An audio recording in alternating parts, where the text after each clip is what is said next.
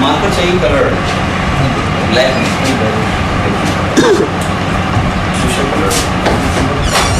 Blue हो जाए, green हो जाए। यार बात तो बड़ी करनी, यहीं बैठे रहते पढ़ते बहुत ज़्यादा सर। सही नहीं। 4-5 क्लासें इकट्ठी पढ़ लो, हिस्टोरिकल क्लास सुबह 6 बजे तक।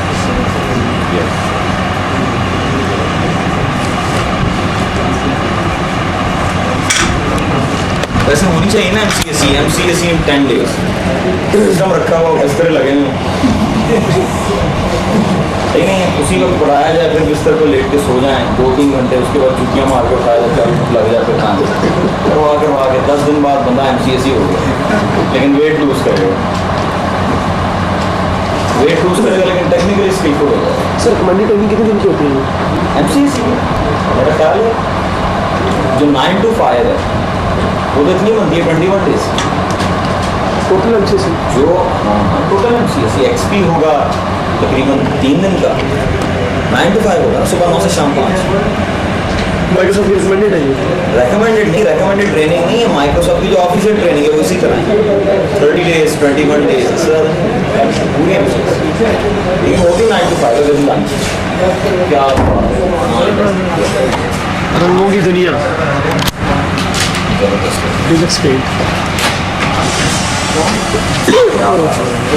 बड़े लोग हमेशा लेट आते हैं।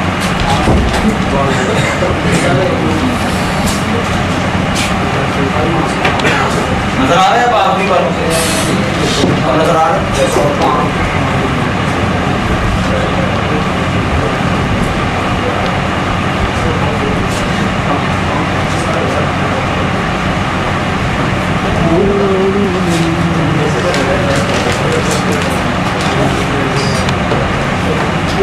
ये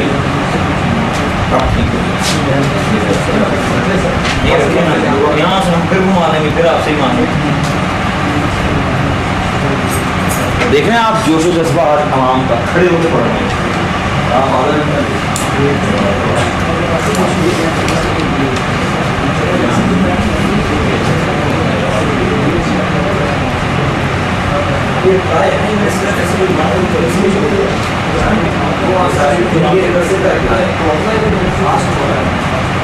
ये जो 9 है ना, ये रिकर्सिव का 8 जो है वो रिकर्सिव का रिप्लाई ऑफ रिकर्सिव क्यू 8 9 में तो रिक्वेस्ट आ रही है।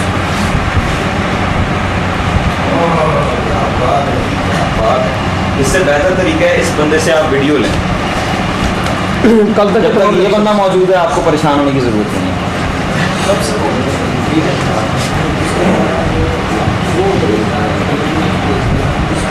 ये जो रिप्लाई का देखो जैसे डॉट है जीएस पर रिप्लाई का ये किस फॉर्म में होगा? इस फॉर्म में होगा। इसके रिकर्सिव रिक्वेस्ट किस फॉर्म में होगा? आप ये बना लें, मैं समझाता हूँ, इस पर बात करते हैं। ये ड्रॉ कर लेना सारे, फिर इस पर तसल्ली से बात करते हैं ये है क्या।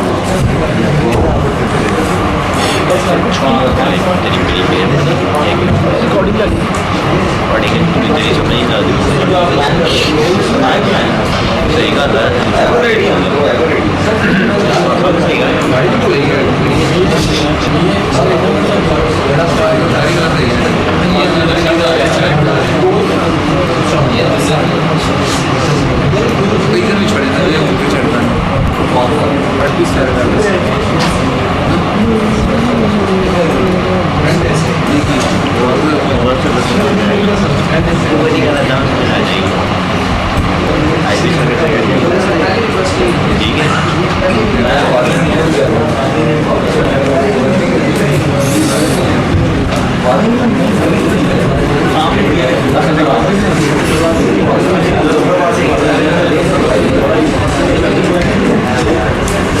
मिशन है मेरे पास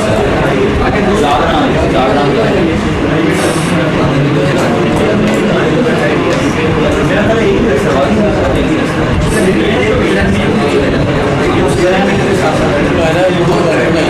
गाना ਕੱਢਦਾ गाने ਗਾਣਾ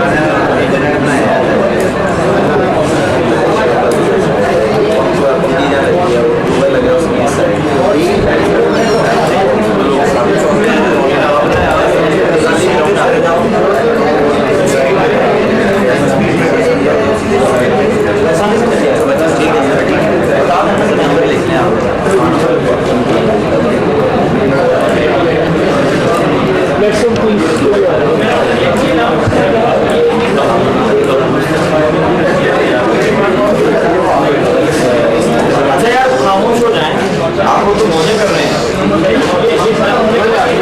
आपको समझ आ गई? जिसको जो कह रहे हैं समझ आ गई उसने मुझे समझा। देखिए मसला क्या था, कल हमने मसला डिस्कस किया था कि डीएनएस दूसरे डीएनएस को किस तरह लोकेट करता है। आपने देखा इस डीएनएस के पास क्यूरी आई और इसमें पहुंचना किसका था? इस डीएनएस तक पहुंचता तो मसला हल होता है। ये डीएनएस जो है किसके पास गया? रूट ने से किसका एड्रेस दिया? कॉम ने से किसका एड्रेस दिया? सबसे एक मसला है सिर्फ इसके पास रूट का एड्रेस कैसे है, ठीक है ना? क्योंकि कॉम का एड्रेस रूट ने दिया है, हॉटमेल का एड्रेस कॉम ने दिया है, ठीक है? और फिर फाइनली जो आईपी चाहिए था वो भी मिल गया, लेकिन रूट का एड्रेस कहाँ से आया? तो रूट का एड्रेस डीएनएस के पास होता है। दुनिया के हर डीएनएस के पास रूट सर्वर्स के एड्रेसेस होते हैं। अगर आप डीएनएस सर्वर की प्रॉपर्टीज में जाएं तो आपको नंबर ऑफ सर्वर्स नजर आएंगे। प्रॉपर्टीज में जाएं, ये क्या लिखा है? रूट हिंट्स, ये नजर आ रहे हैं सर्वर्स। तो ये दुनिया के हर डीएनएस सर्वर्स में ये एड्रेसेस आएंगे। जब मैं एमसीएसई कर रहा था उस वक्त 9 थे, अब 14 सर्वर्स हैं। जब आपके बच्चे एमसीएसई करेंगे तो शायद 16-17 हो जाए, ठीक है? कहने का मकसद ये अगर उन्होंने की एमसीएसई, ये बेसिकली आपके पास जो आईपी एड्रेसेस आ रहे हैं रूट हैं, यानी रूट का क्लाइंट को पता होता है। रूट पे पहुंचा, रूट ने किसका बताया? कॉम का। कॉम ने किसका बताया? हॉटमेल का। यानी हमें ये कहना चाहिए कि रूट ने किसका बताया? Top level. टॉप लेवल ने किसका बताया? सेकंड लेवल का। और रूट का डीएनएस को पहले से पता। बात समझ में आती है? ये नंबर ही किसी चीज को कन्वे कर रहे हैं। तो क्या मैं कह सकता हूँ कि इटरेटिव क्यूरी, बल्कि एक चीज मैं यहाँ क्लियर कर देता हूँ। कल हमने डिस्कस किया कि हर डीएनएस के पास कुछ ऐसा होता है जो दूसरे के पास नहीं है। टेक्निकली उसे क्या कहते हैं? डीएनएस का जो डेटाबेस है, डेटाबेस फाइल डीएनएस की, उसे कहते हैं ज़ोन। डीएनएस की डेटाबेस फाइल को क्या कहते हैं? ज़ोन, ठीक है? DNS database file is called zone.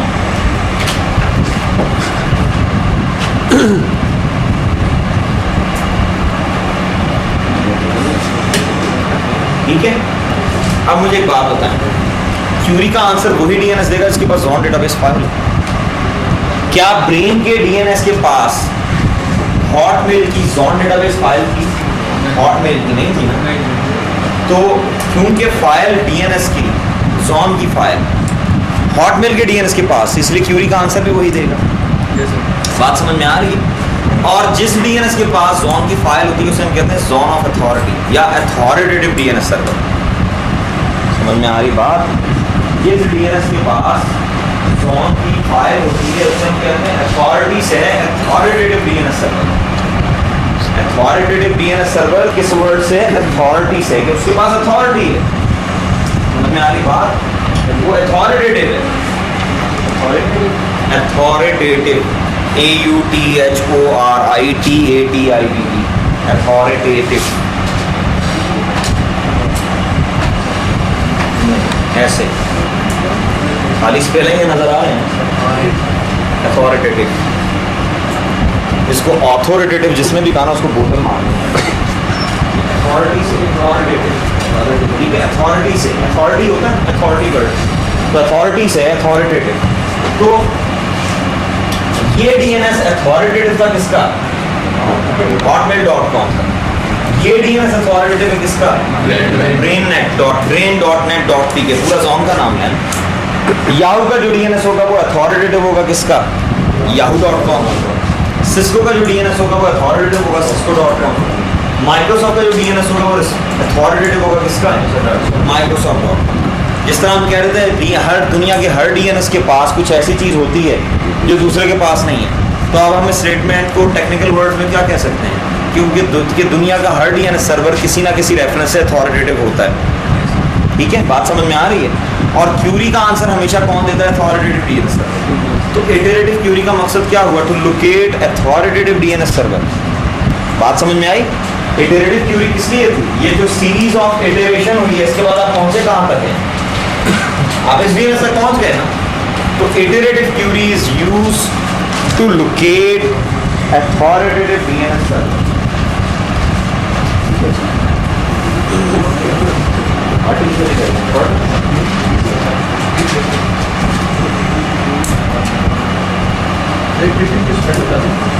इसका IVERATIV।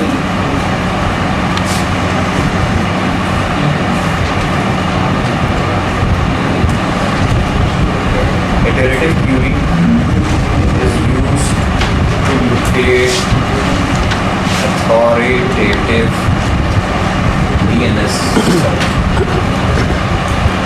समझ में आती बात? इमरान साथ हो हमारे? यार ये ऐसे ही मैं चाह रहा हूँ, आप ऐसे ही पढ़ो, डायग्राम को भी मिटाना नहीं, ठीक है? अब ठीक,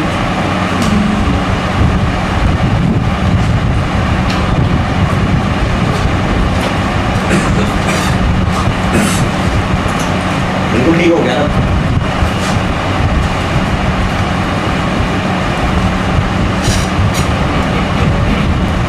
जी यहाँ तक बात क्लियर हो गई है। तो कल जो मसला था वो हल हो गया कि डीएनएस दूसरे डीएनएस को किस तरह लोकेट करता है? इटरेटिव क्यूरी के थ्रू। रूट के पास जाता है, उसे पता है कि दुनिया में एक सर्वर ऐसा है जिसको सबका पता है, वो कौन सा रूट जो टॉप पे, और क्योंकि रूट का उसे पता है इसलिए उसे परेशानी नहीं। जो भी रैकेट उसने पूछना होता है वो रूट के पास जाता है, रूट उसकी क्यूरी में देखता है टॉप लेवल कौन सा है, वो टॉप लेवल के पास भेज देता है, टॉप लेवल देखता है क्यूरी में सेकंड लेवल कौन सा है, सेकंड लेवल के पास भेज देता है, तो अल्टीमेटली वो क्यूरी रिजॉल्व हो जाती है। ठीक है, तो रिकर्सिव क्यूरी थी जिसमें क्यूरी की गई। अब आप अगर दोबारा इधर आए, इस क्लाइंट ने डीएनएस के पास जाना था या वेबसाइट पे जाना था? वेबसाइट पे जाना था ना, यानी इस मशीन पे, ये वेब सर्वर। तो उसने क्यूरी की किसे? डीएनएस।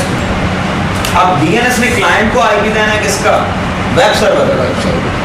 और डीएनएस को पता है इस वेब सर्वर का आईपी किसे पता है? उस कंपनी के डीएनएस सर्वर।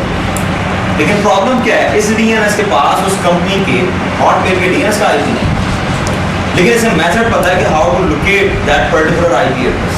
तो इस स्ट्रेट अवे किसके पास गया? रूट के पास। रूट के पास उस डीएनएस का आईपी नहीं था, लेकिन रूट को ये पता था कि ये जो क्यूरी इसने की है ये हॉटमेल के लिए, और हॉटमेल चाइल्ड है कॉम का। तो मैं अगर इसे कॉम के पास भेज दूं तो इसका मसला हो जाएगा। तो उसने किसका आईपी बता दिया उसे? कॉम के डीएनएस का। ये कॉम के डीएनएस के पास पहुंचा। कॉम के डीएनएस के पास www का आईपी नहीं था, लेकिन उसे ये पता था कि ये आईपी हॉटमेल के डीएनएस के पास होगा, और हॉटमेल मेरे अंडर नहीं था। उसने हॉटमेल के पास भेज दिया। हॉटमेल के डीएनएस ने इस वेब सर्वर का आईपी रिटर्न, और वो फाइनली किसे दे दिया गया? एंड देन क्लाइंट का ट्रैफिक उस सर्वर को। यही कौन बता? आज तो नहीं छोड़ना। बंदे हो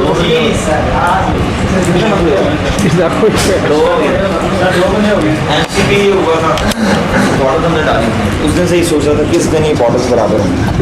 बारिश की रात पूरी हो गई। कितने बंदे हो गए? तीन बंदे हो गए। ये भी है। 3 बंदे हो गए घर पे immediately? एक कौन कौन से? वो राज वाला तो एक आप थे, एक ये एक नहीं आया था वो नहीं आया दूसरा ये नहीं था। तो सर 3 बंदे हो गए। लोड बैलेंस से होना ही लोग ज़्यादा पड़े, पता लगे नेक्स्ट लेक्चर में ही ना आए।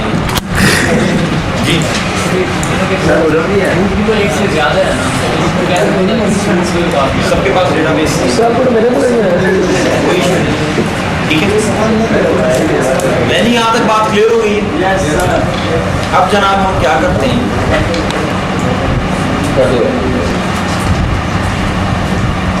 अगर आपको कल का और आज का लेक्चर समझ में आ गया ना तो बाकी काम इंतहाई आसान है। आपने ये करना है, 2 आपके पास गैप आ। मैंने आपको कहा था कि मैं क्लास में एक आप लोगों के साथ तो खैर फिर भी ये प्रॉब्लम नहीं है, क्योंकि आपकी क्लास के बाद बाहर मुलाकात हो जाती है, लेकिन समटाइम मैं जल्दी में होता हूँ, मैं निकल जाता हूँ। आपका जो भी प्रॉब्लम हो, इकबाल साहब बैठे हैं, आपने इन्हें बताना। ठीक है, इकबाल साहब इसीलिए हैं कि आपकी जो भी क्यूरीज हैं वो मुझ तक पहुंच जाएं। जिस तरह आपने वॉचर मांगना होता है, आप ईमेल एड्रेस जस्ट लिख के इन्हें दे दें, वॉचर आप तक पहुंच जाए। जितने वॉचर्स चाहिए वो सामने लिख दें। जिन्होंने दे दी उनकी बात नहीं होगी। नेक्स्ट, तो जो आपका प्रॉब्लम है, क्लास का आर्टिकल है, आप समझते हैं कि डीएनएस पढ़ा, उसको हमने रिपीट भी किया, लेकिन क्लास में काफ़ी लोग समझते हैं कि नहीं यार ये इसका बैकअप लेक्चर, मैं एग्जाम्पल दे रहा हूँ, इसका बैकअप लेक्चर की ज़रूरत है, तो आपने इकबाल साहब को बता दें।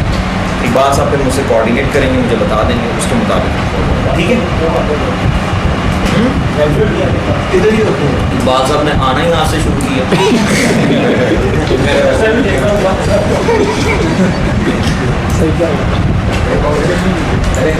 बन जाएंगे यार बहुत सारे, फौरन ना डाल दो।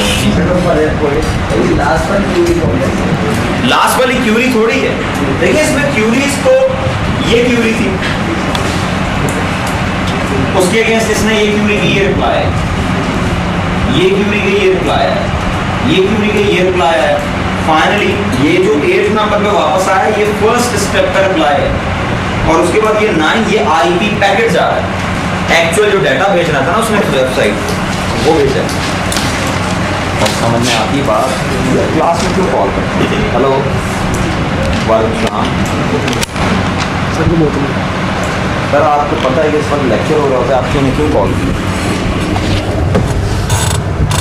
हाँ मुझे पता नहीं आ सकता, नो प्रॉब्लम, ओके,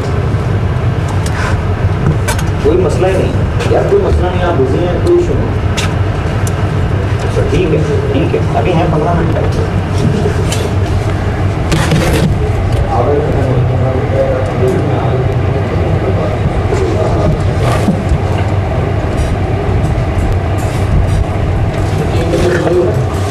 तीन बंदे पूरे नहीं हुए।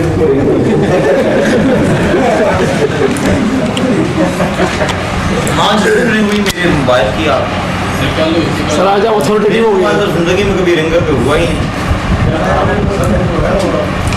जी सर देखा रिगेट ही कर दो, किसकी? रिगेट ही कर दो मैंने कहा।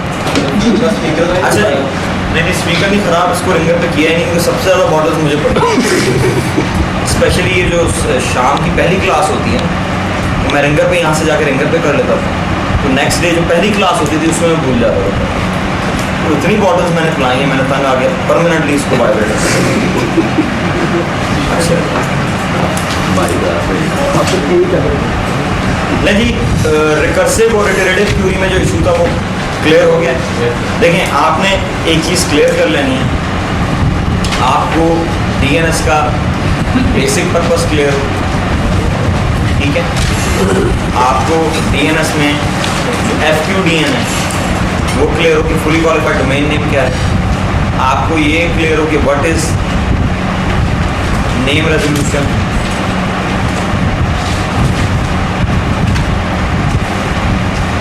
ठीक है? उसके बाद होस्ट फाइल वर्सेस डीएनएस, याद है ना बताया था, होस्ट फाइल पहले ARPANET है और सारी स्टोरेज होती है। और उसके बाद जो हमने आज पढ़ा है DNS क्यूरीज, ठीक है? recursive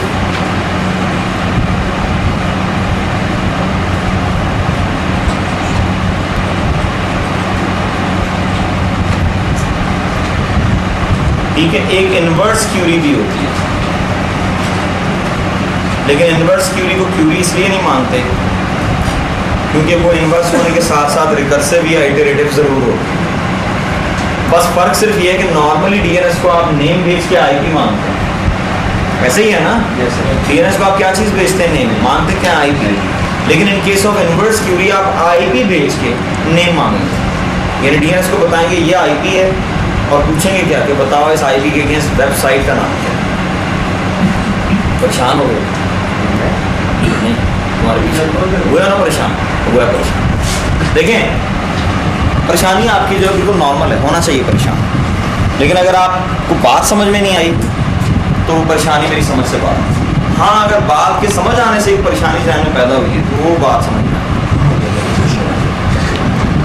मैं आपको एक्सप्लेन करता हूँ। देखें,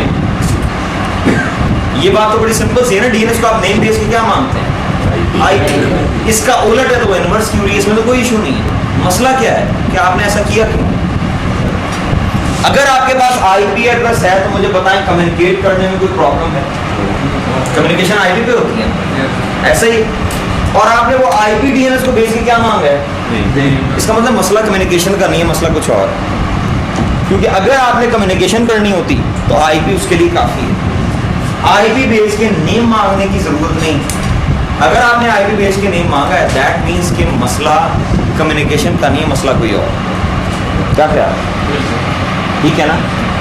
आईपी की बेस पे कम्युनिकेशन होती है, नेम की बेस पे क्या कुछ होता है बताएं। नेम के बेस पे वेबसाइट्स को पहचाना जाता है, ऐसा ही है ना। आपने अपने फायरवॉल पे सिक्योरिटी इंप्लीमेंट की है कि कोई भी यूजर ऑर्कट पे नहीं जा सकता। सिक्योरिटी क्या लगाई है कि यूजर ऑर्कट पे नहीं जा सकता, ठीक है ना। यूजर ऑर्कट का आईपी लिख दो, साइट ओपन हो जाएगी, ओपन हो जाएगी ना साइट। अगर आप ब्राउजर में कभी करके देखिएगा, ब्राउजर में नेम की जगह आईपी लिखें, साइट ओपन हो जाएगी। तो यूजर जब ऑर्कट का आईपी लिखेगा तो साइट ओपन हो जानी चाहिए। लेकिन होगा ये कि जब रिक्वेस्ट पहुंचेगी फायरवॉल पे तो फायरवॉल डीएनएस से पूछेगा कि इस आईपी के अगेंस्ट नाम बताओ कौन सा। समझ में आ रही बात? डायग्राम बनाओ फिर, या उसके बगैर काम बन जाए।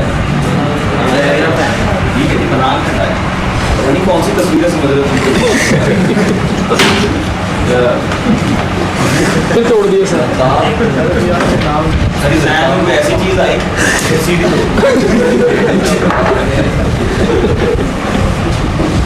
इधर देखिए, ये आपका कॉर्पोरेट नेटवर्क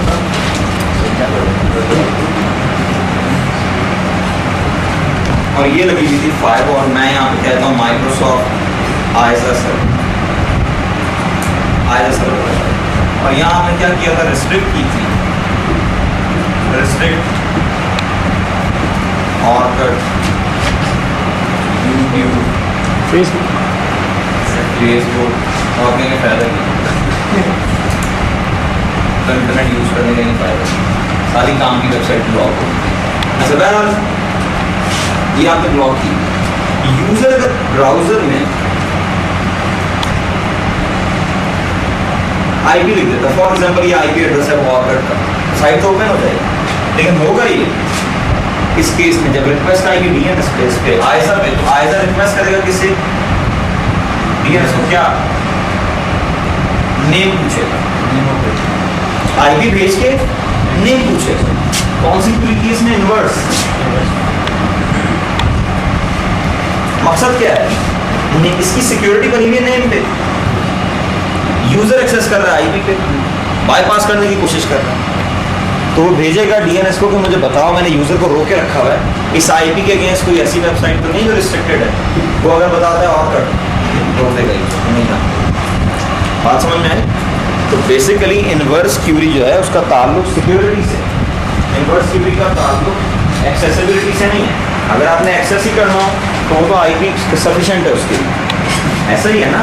एक्सेस करने के लिए आपको क्या चाहिए, आईपी। आईपी है आपके पास, लेकिन मसला ये है कि एक्सेस नहीं, चेक करना है कि क्या ये अलाउड वेबसाइट्स है या ब्लॉक वेबसाइट।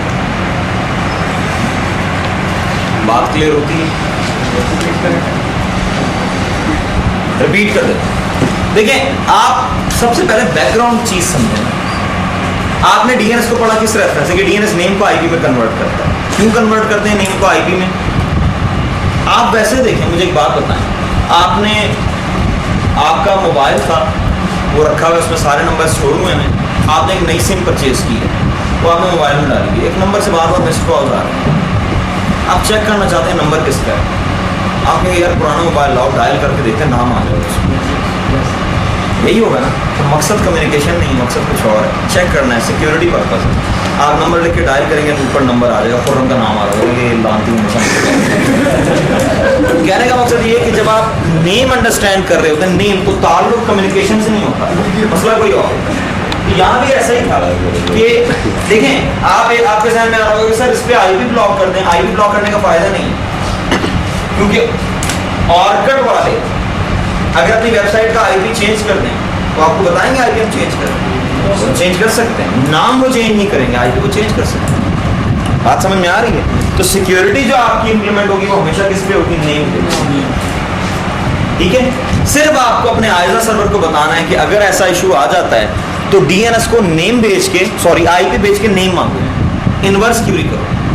ठीक है, यूजर जब भी आईपी लिख के एक्सेस करेगा, ये बात याद रखें, आज घर जाके आपने चेक करना है, ब्राउजर में आईपी लिखना है, वेबसाइट ओपन होगी, कमांड प्रॉम्प्ट पे जाके लिखना है nslookup www.hotmail.com, इसके रिप्लाई में आईपी आ जाए, वो आईपी जाके ब्राउजर में लिखिएगा, हॉटमेल की वेबसाइट ओपन हो जाएगी।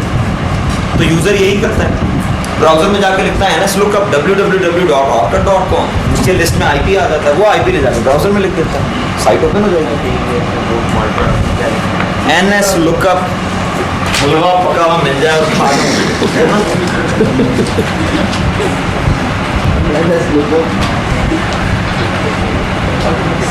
आगे साइट नेम जो भी इसको पूरा लिख मारो, मैं कह इसको पूरा लिख मारो, ये वही लिखा जाएगा। जिस तरह एक ना हारून साहब की क्लास में एक वाकया हुआ था, काफ़ी पुराना, कि वो ना एक स्टूडेंट था, उसने सर बता रहे कि बात होता है ना, स्टूडेंट का क्वेश्चन इरिटेट कर देता है, तो वो इरिटेट किया तो सर ने कहा हाँ खोलना सीडी, उसके अंदर फोल्डर होगा, उस पर डबल क्लिक करना, उसके अंदर जो है वो एक और फोल्डर होगा, उस पर क्लिक करना, अंदर सेटअप की फाइल होगी, उस पर एंटर करना है और सेटअप चल पड़ेगा। तो कहता है, एक लड़का कहता है सर और एंटर भी बड़ा वाला एंटर करना उसके कीबोर्ड का छोटा एंटर खराब था, तो उसने कॉन्सेप्ट बना लिया था कि बड़ा वाला एंटर इंस्टॉल करने के लिए। उसके साथ भी ऐसा ही है, इसको nslookup बोलेगा तो ये nslookup के साथ तो ऑर्कुट का नाम दिया। आज यहाँ तक बात क्लियर होगी कि nslookup के बाद आप किसी भी वेबसाइट का नाम लिखते हैं तो नीचे उसमें आंसर में उसका आईपी आपको बता दिया जाएगा। वो आईपी अगर आप ब्राउजर में जाके पेस्ट करें तो साइट ओपन हो जाएगी, साइट ओपन हो जाएगी। समझ में आ रही बात? लेकिन अगर आप ये मेथड किसी ऐसे फायरवॉल एनवायरनमेंट में कर रहे हैं जिस फायरवॉल पे इनवर्स क्यूरीज इनेबल्ड है, इनवर्स रिवर्स लुकअप इनेबल है, तो ये क्यूरी करके चेक कर रहे हैं। ठीक है, ये आईपी भेज के क्या मांगेगा? डीएनएस से। देखिए जब डीएनएस के पास नेम और आईपी दोनों चीजें हैं, आपकी फोन बुक पे नेम और आईपी दोनों चीजें हैं ना, तो नेम की बेस पे फोन नंबर लोकेट किया जा सकता है, फोन नंबर की बेस पे नेम भी लोकेट किया जा सकता है। ऐसा ही है ना, आप डायल करते हैं नंबर और डायल लिस्ट में जाके देख लेते हैं वहाँ नाम आ रहा है, ऐसे ही किया जाता है। तो बेसिकली यही चीज है कि डीएनएस के डेटाबेस में जब नेम और आईपी दोनों चीजें अवेलेबल हैं तो आप उसको यूज करते हुए आईपी भेज के नेम ला के और अपनी सिक्योरिटी चेक कर सकते हैं कि क्या ये वेबसाइट ऐसी तो नहीं है जो प्रोहिबिटेड। बात क्लियर होगी? तो इनवर्स क्यूरी जो उसमें कोई इशू नहीं होना चाहिए। बस आज इतना ही रखिएगा। ये जो मैंने आपको करवाई ना इतनी चीज़ें, आप इतनी चीज़ें पक्की अगर कर रहे हैं ना तो बाकी डीएनएस को you can do it like this, तो मसला ही बहुत आसान। यही समझने वाला काम आज तक था, ये समझने बाकी मैं आपको बहुत आसानी से करता हूँ। नेट बायोस वेंस के साथ करेंगे ना। नेट बायोस में नेट बायोस और चीज़ें, नेट बायोस नेम रेजोल्यूशन पढ़ लीजिए। तो नेट बायोस नेम रेजोल्यूशन के लिए होता है विंस, या एक फाइल होती है LM होस्ट फाइल। होस्ट ने इस वक्त जो हम पढ़ रहे हैं वो होस्ट नेम रेजोल्यूशन, ठीक है।